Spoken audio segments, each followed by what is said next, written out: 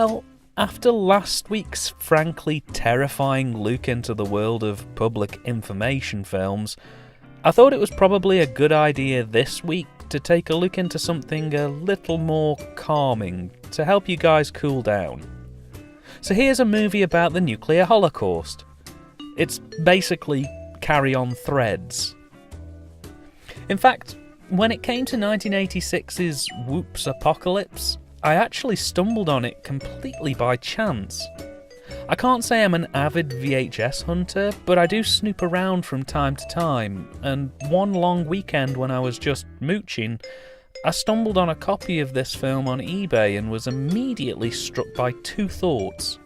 First was, there's a film about the apocalypse starring Peter Cook and Rick Mayall, how have I never heard of this one?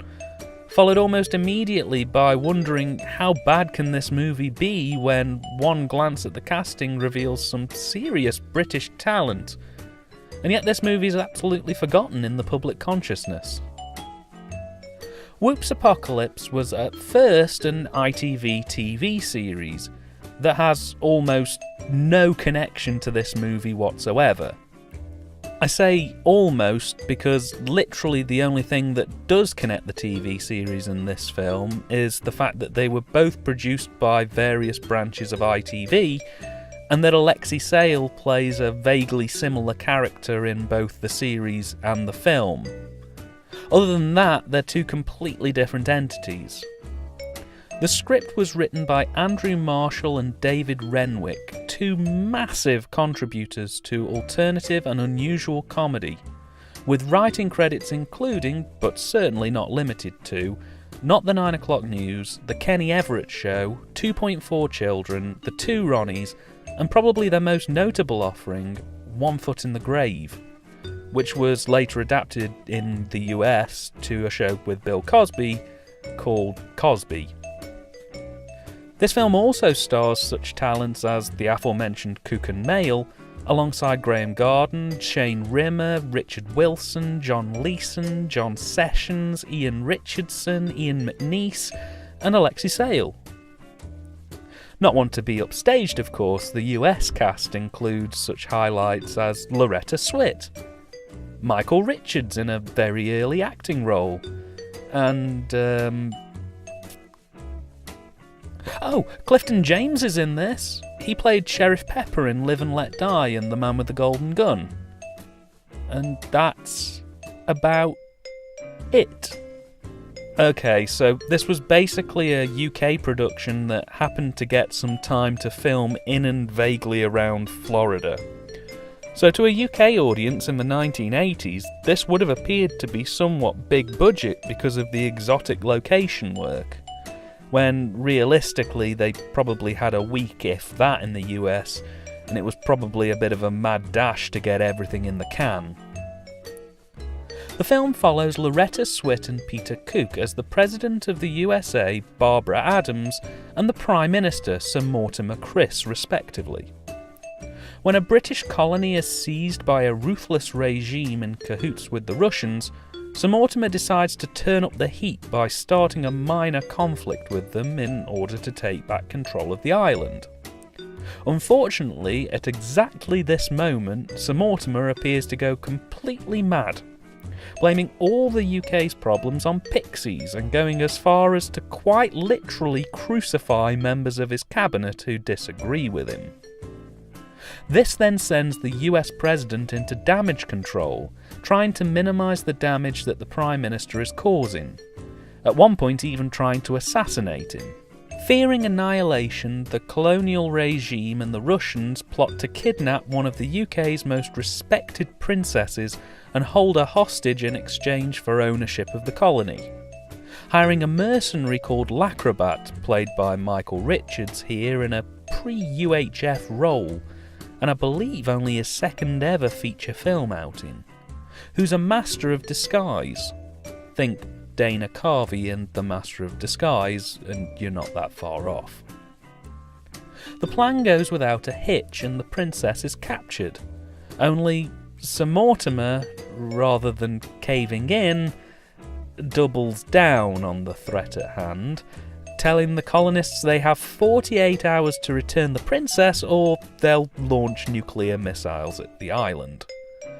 It's then up to the president to find the princess, shut down Sir Mortimer and save the day. For a quick caption review of the comedy style here, this movie is basically what would happen if In the Loop cross-pollinated with Airplane. But somehow it wasn't as good as either of them. In fact, this film isn't really all that impressive at all for the most part. I personally would say that the problem lies in the fact that they try to make the film a fairly broad church from a comedy perspective. There's something for everyone, which also means there's a lot of comedy that will grind on people's nerves after a while.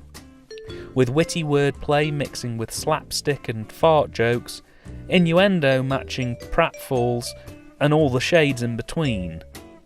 This is the only comedy film I've ever seen that's put comic relief, in the form of two newspaper journalists, inside its own comedy movie. I think you could quite easily make up a 30-minute supercut of this film, just keeping the best and alright bits, and you'd pretty much get everything out of this film that you needed to. I mean, seriously, some of the gags in this film are absolutely dire, and you really get the sense that they desperately needed to hit that theatrical 90-minute plus running time by any means necessary. Again, not to overlook the good bits. In particular, there's a sequence based on the White Cliffs of Dover that really made me laugh, that bordered on the positively Python-esque. But the good jokes are all a little bit too few and far between. This is not Marshall and Renwick's finest. I also found the presidential scenes a bit lacking. Apart from one or two key moments that are integral to the plot, a lot of the scenes involving Loretta Swit are pretty much padding or exposition packers, and that's about it. In terms of performances, well, I really can't knock anyone here. Literally everyone plays to the best of their ability. Of note is Peter Cook, who plays the mentally unwell Prime Minister with a steely groundedness that's absolutely beautiful to see. He plays everything straight, and I can't help but laugh any time he's on screen. He's a genuine highlight. Michael Richards is good in this as well, flitting from role to role effortlessly. And while he maybe relies on the stuttering Kramer-esque style he'd later become known for, he has a distinct malevolence in this that you just can't shake. I also absolutely have to mention Rick Mayall's performance here as the leader of the Special Forces. His scenes in this amount to no more than 10 minutes of screen time, and in those 10 minutes he gives the film a thorough and violent kick up the arse. He shows up every single cast member in this production just on his pure energy alone, and easily makes the most memorable 10 minutes of this film. He's absolutely brilliant in this, and it's a terrific shame he doesn't really turn up until the very end. If I was being honestly critical, I guess an argument could be made that the US cast do ham their lines up a little bit. But I like to think that this was entirely the intention, and that in this version of reality the US are quite literally represented as a bit of a soap opera, while the UK are shown to be either mentally unhinged or repressed to the point of breakdown. There are no seriously dire performances here, though I absolutely can't fail to mention that Michael Richards does black up in this film, and worse still, he does try to do his best Stevie Wonder impression. What? He does! And I'm really surprised no one jumped on this film when the whole incident surrounding him happened. This was the first time outing for director Tom Busman, whose only other listed credit that I could find was as a guest on the 80s talk show Friday Night, Saturday Morning. And for the most part he's pretty competent. There does seem to be a slight fissure in terms of the cast's understanding of the tone of the film. Half of them are doing very straight, funny acting, while the other half are going for grinning, manic hyperactivity. but for a first attempt at a feature, I think he pulls it together fine enough. The film doesn't scream stylised, and if you showed me this, I don't think I'd be able to easily identify this as Busman's work. Though, that being said, this is his only directing credit, so I imagine it would be very difficult just for that reason alone. It's competent, and that's okay. The same goes for the cine. Other than a couple of sketches that occur through this film that have a bit more of a creative flair behind them, most of this is just shot to standard. Lens cap off, in focus, pointing in the right direction. I can't fault it, but I will say it could have been done better. The soundtrack's totally forgettable, with the exception of the film's theme song. The theme tune's absolutely killer here. It's a proper rocky poppy number, and it's not available anywhere on YouTube or anywhere else for that matter, which is terrifically disappointing. There may be a 45 of it kicking around somewhere, but I seriously doubt that they're easily obtainable. Also in a rare first, I'm actually going to complain about nudity. This film has 2 scenes featuring semi-naked women, and it all seems a bit lechy and uncomfortable to sit through. It's the sort of thing you wouldn't see in a contemporary movie, not without some justification. This film's justification is, boobs are great, everyone loves them. Which just isn't good enough, really. It all feels a bit grim. Whoops Apocalypse was released on DVD in 2003 by the Classic Collection DVD line. The print's decent enough, and I didn't notice anything glaringly wrong about the presentation, though extra features are woefully undercatered for here. This is one of those DVDs that considers scene selection and interactive menus to be a special feature. I'd have thought that they'd at least have had some scope to make a decent making of for this, just based purely on the sheer amount of stars that this film has. This is total Arrow video fodder, if ever I saw it.